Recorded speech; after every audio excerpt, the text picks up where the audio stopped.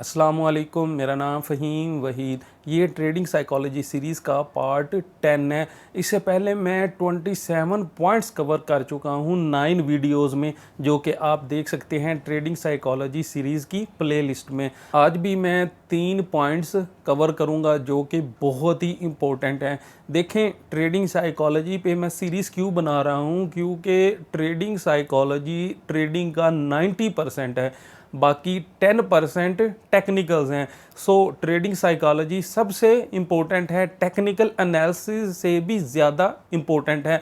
इसलिए मैं डिटेल से सारे पॉइंट्स को कवर करने के लिए ट्रेडिंग साइकोलॉजी सीरीज़ बना रहा हूँ, ताकि आप दोस्त एजुकेट हो सकें। देखें, हम जैसे एक्सपीरियंस्ड यूट्यूबर और ट्रेडर की इम्पोर्टेंस की मैं बात करूं, तो अगर हम मिसाल लें क्लॉक की, आप दोस्तों के घर में भी क्लॉक होगा। उस क्लॉक की 3 सुइयां होती हैं, एक सेकंड वाली सुई होती है, एक मिनट वाली सुई होती है और तीसरी घंटे वाली सुई होती है। जब आपसे कोई टाइम पूछता है कि क्या टाइम हुआ है, तो आप क्या बताएंगे? आप घंटा और मिनट बताते हैं। मिसाल के तौर पे आप कहते हैं 6:10 हुए हैं, आप सेकंड नहीं बताते। हालांकि सेकंड वाले सुई की भी इंपॉर्टेंस होती है। ये सेकंड वाली सुई मिनट्स और घंटे वाली सुइयों को चला रही होती है। हम जैसे एक्सपीरियंस्ड ट्रेडर भी कोशिश कर रहे होते हैं कि जो न्यू और इमेच्योर ट्रेडर्स हैं वो हमारे एक्सपीरियंस से फ़ायदा उठा के कामयाब हो सकें और हम आपको ट्रेडिंग में लंबे टाइम के लिए चला सकें, ताकि आप भी एक सक्सेसफुल ट्रेडर बन सकें। आज की वीडियो में मैं मेनली 3 पॉइंट्स पे ज़्यादा बात करूँगा। एक रिस्क मैनेजमेंट पे, दूसरा पोजीशन साइजिंग पे एंड थर्ड स्टॉप लॉस पे। सो पहला पॉइंट क्या है कि आपने अपने प्रॉफिट्स को बढ़ाना है और अपने लॉसेस को कम करना है। वो कैसे पॉसिबल होगा? अगर आपका रिस्क मैनेजमेंट अच्छा होगा, आपकी पोजीशन साइजिंग अच्छी होगी और तीसरा, आप हर ट्रेड में स्टॉप लॉस लगाएंगे। देखें, जब आप ट्रेड करते हैं, ट्रेड 5 तरीक़ों से क्लोज होती है। या तो आपका लॉस बहुत ज़्यादा होता है, बिग लॉस होता है, या स्मॉल लॉस होगा, या स्मॉल प्रॉफिट होगा, या लार्ज प्रॉफिट होगा, बिग प्रॉफिट होगा, या आप ब्रेक इवन पॉइंट पे मार्केट से आउट हो जाएंगे। अब आप दोस्तों ने अपने लॉसेस को कम करने के लिए बिग लॉस को ख़त्म कर देना है। वो बिग लॉस ख़त्म तभी होगा जब आप अपनी हर ट्रेड में स्टॉप लॉस लगाएंगे। स्टॉप लॉस बहुत ही ज़रूरी है। आप भी कह रहे होंगे कि हर वीडियो में ज़्यादातर मैं स्टॉप लॉस की बात करता हूँ। यार, आप स्टॉप लॉस को अपना दोस्त बना लें। स्टॉप लॉस की ट्रेडर्स की लाइफ में बहुत ज़्यादा इंपॉर्टेंस होती है। अगर मैं ये पूछूं कि आप कमेंट में बताएं कि कितने दोस्त स्टॉप लॉस का यूज़ करते हैं, तो अगर आप रियलिटी में बताएं, सच बताएं, तो मैं समझता हूं कि तकरीबन 50% लोग स्टॉप लॉस का यूज़ नहीं करते हैं। ट्रेडर की बड़े लॉसेस की वजह यही है। आपको अपने बड़े लॉस को कम करने के लिए एक ट्रेड सेटअप बनाना पड़ता है, जिसमें आप देखते हैं कि कहाँ पे आपने ट्रेड में एंट्री लेनी है, कहाँ पे आपने टेक प्रॉफिट लगाना है और कहाँ पे आपने स्टॉप लॉस लगाना है।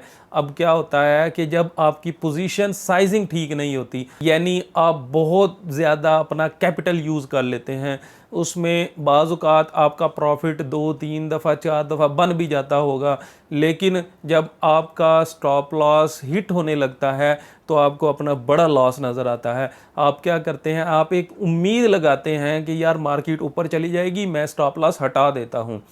अब जब आप स्टॉप लॉस हटा देते हैं और मार्केट और नीचे चली जाती है, और समटाइम्स क्या होता है कि आपकी ट्रेड्स लिक्विडेट हो जाती हैं, उसमें आपके बड़े लॉस होते हैं। अगर आप ट्रेडिंग को एक बिज़नेस समझें, तो स्टॉप लॉस को आप इस बिज़नेस का रेंट समझ सकते हैं। अगर हम मिसाल लें, एक कपड़े की दुकान है, कपड़े वाले जो दुकानदार है वो हर महीने दुकान का रेंट देता है। इसी तरीके से आप स्टॉप लॉस को रेंट समझें। अगर आपका स्टॉप लॉस हिट नहीं होता तो आपको प्रॉफिट ज़्यादा होगा, लेकिन अगर स्टॉप लॉस हिट हो जाता है तो आपको इसकी टेंशन लेने की ज़रूरत नहीं है। आपने अपने माइंड को समझाना है कि यार, ये मैंने रेंट एक किस्म का पे किया है अपने कारोबार का। देखिए, जब आपका रिस्क मैनेजमेंट अच्छा होगा और आपका रिस्क रिवार्ड रेशो अच्छा होगा, तो आपका अगर 10 ट्रेड में से 5 ट्रेड्स में भी स्टॉप लॉस हिट हो जाता है फिर भी आप प्रॉफिट में होंगे अगर आपने रिस्क रिवार्ड रेशो 1:2 लिया हुआ है। इसलिए आप कभी भी स्टॉप लॉस के बगैर ट्रेड ना लें। देखें, स्टॉप लॉस में आपका लॉस थोड़ा होता है लेकिन आपका कैपिटल बच जाता है, उससे आप फिर प्रॉफिट बना सकते हैं। लेकिन जब आप स्टॉप लॉस नहीं लगाएंगे तो मार्केट आपके लॉस को चेज़ करती है और आपका अकाउंट लिक्विडेट कर देती है। इससे क्या होता है, आपका पूरा अकाउंट वॉश हो जाता है। अब सेकंड पॉइंट क्या है, अगर आप क्रिप्टो मार्केट में ज़्यादा लंबे अरसे के लिए चलना चाहते हैं तो उसके लिए आपका ट्रेड सेटअप अच्छा होना इतना ज़रूरी नहीं है जितना ज़रूरी आपका मनी मैनेजमेंट सिस्टम है।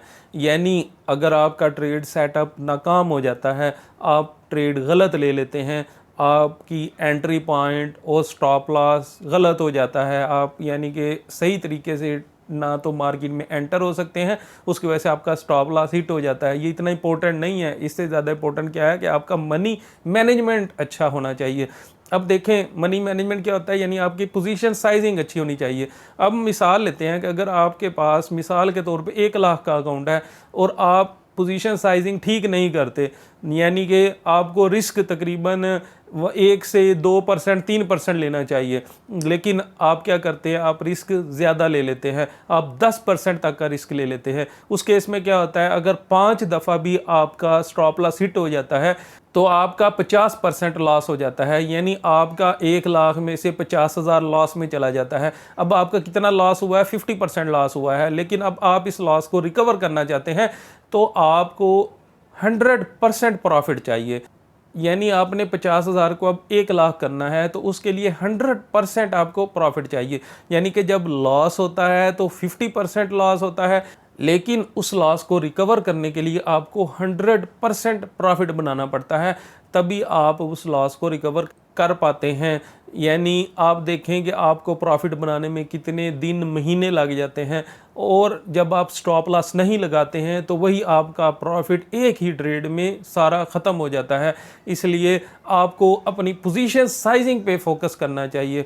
देखें, आपका ट्रेडिंग सेटअप गलत हो भी सकता है, तो आपने अगर पोजीशन साइजिंग यानी आपने अपने कैपिटल का 1 से 3% यूज़ किया है तो आपको कितना लॉस होगा, बहुत ही कम लॉस होगा।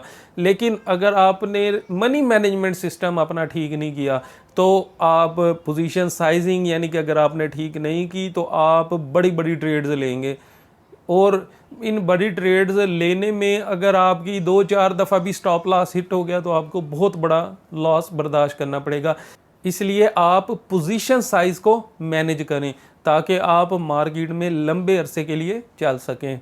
अब थर्ड पॉइंट क्या है कि आप मार्केट के लिए फ्लेक्सिबल रहें, लेकिन अपना रिस्क मैनेजमेंट के लिए फ्लेक्सिबिलिटी ना दिखाएं।